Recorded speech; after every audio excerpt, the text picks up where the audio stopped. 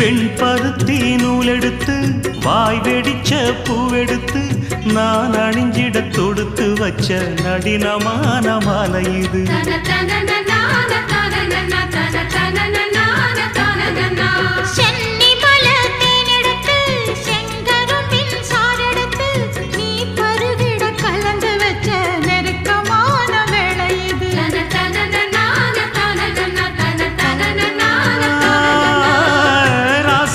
உடம்பிருக்கும் ரவிக்க துணி நானாக அன்னாடம் சூடி கொண்ட ஆசை வச்சாகாதா.